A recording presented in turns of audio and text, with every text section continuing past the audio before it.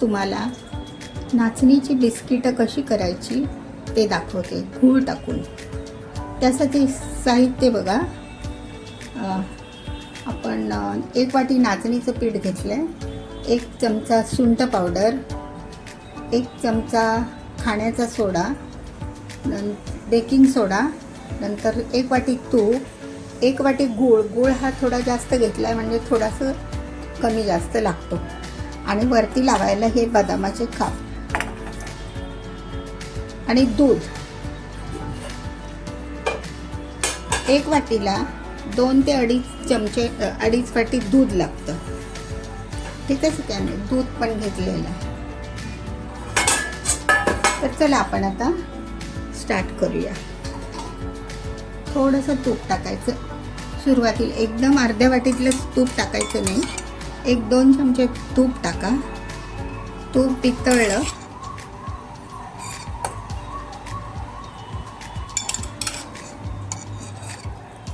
दोन ते 3 चमचे तूप,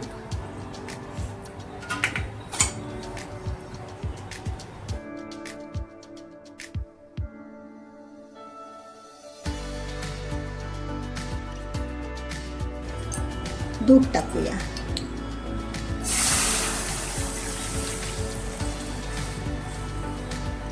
दूध आपण 1.5 वाटी टाकूया.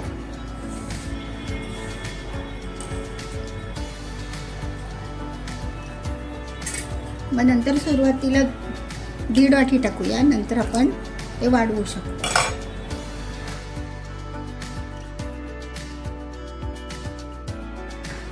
आता ह्या दुधाला थोडीशी उकळी आली की आपण त्यामध्ये नाचणीचं पीठ टाकूया.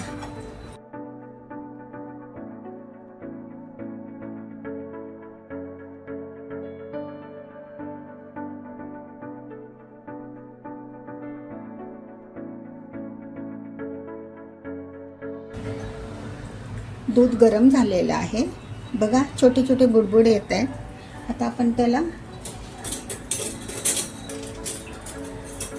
नाचणीचं पीठ टाकूया.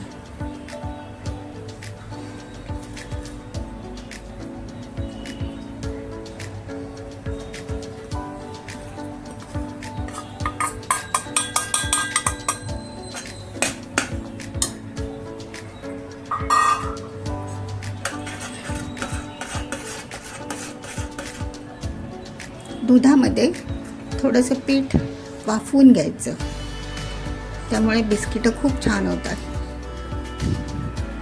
सगळ्या गाठी फुटल्या.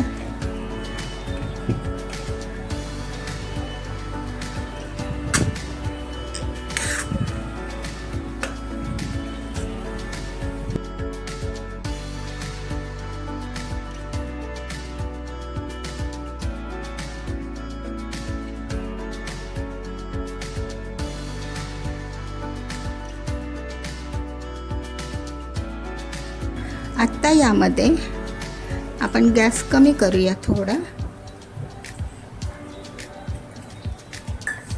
आणि थोडंसं चवीपुरतं मीठ टाकूया. एवढा 1 पाव चमचा.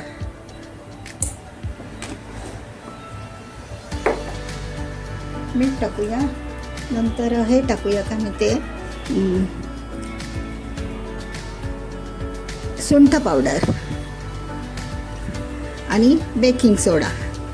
अर्धा चमचा बेकिंग सोडा, 1 चमचा सुंठ पावडर.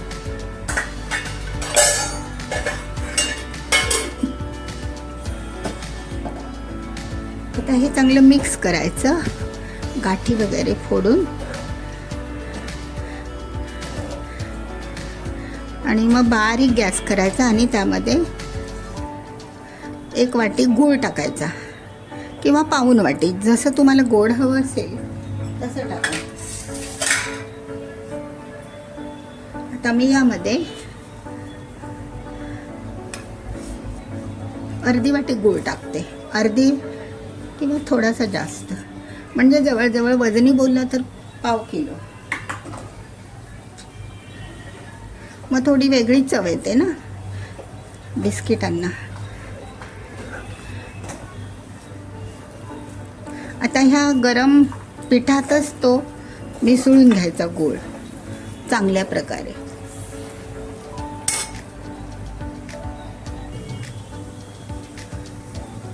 त्यामध्ये थोडंसं मी 1-2 टीस्पून पीठ टाकलं. थोडंसं मला ओलसर वाटलं ते, म्हणून. आता हे आपण असं चांगलं एकजीव करायचं, चांगलं मळून घ्यायचं आणि त्याचे गोळे करायचे.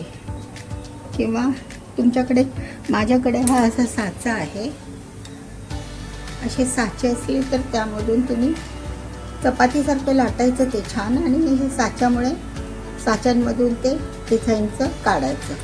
आता मी पीठ मळून घेते.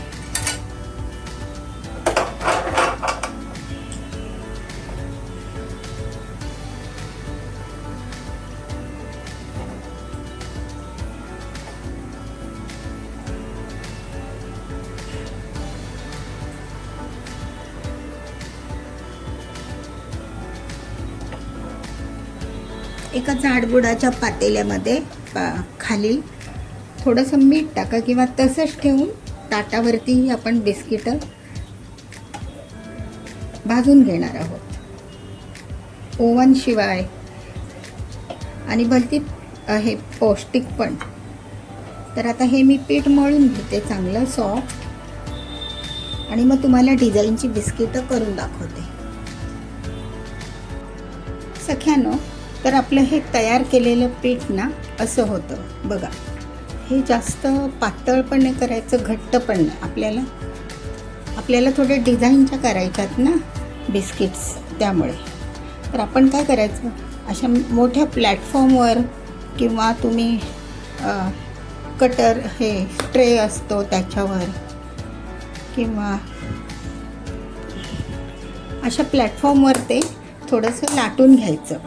ते जास्त जाड नाही लाटायचं आणि जास्त पातळ नाही लाटायचं. मीडियम साईजमध्ये ते लाटून घ्यायचं.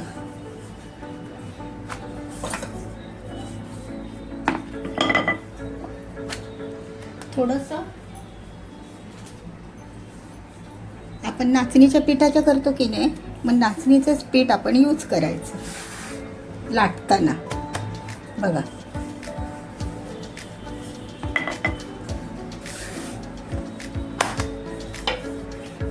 अशा प्रकारे.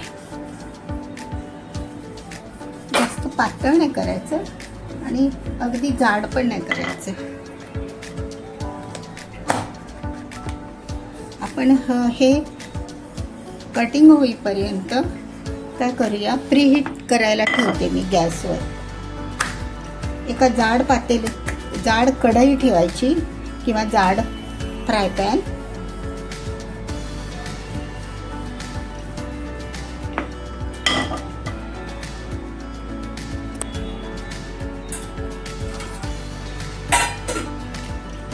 प्रीहीट करायला ठेवलेलं आहे भांडं.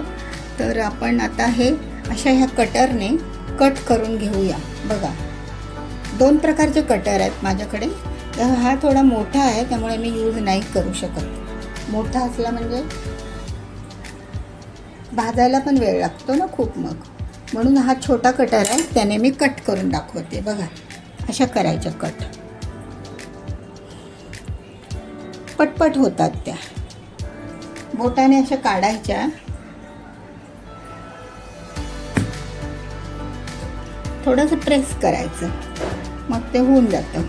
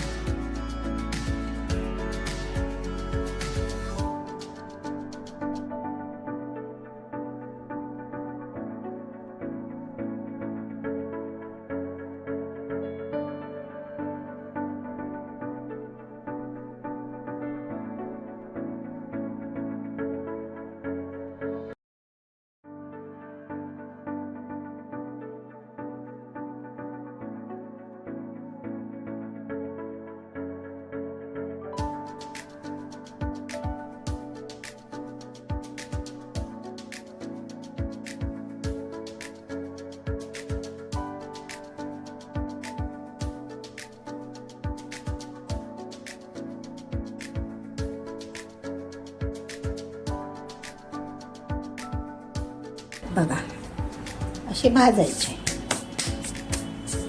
आता मी ऑलरेडी एक पार्ट भाजायला लावलेला आहे बघा. आता ते भाजतात आहे. असं ताट ठेवायचं, त्याच्यावरती एक 10 मिनिट वगैरे लागतात. त्यात काहीच करायचं नाही, फक्त असं मध्ये मध्ये थोडं बघायचं, हलवायचं.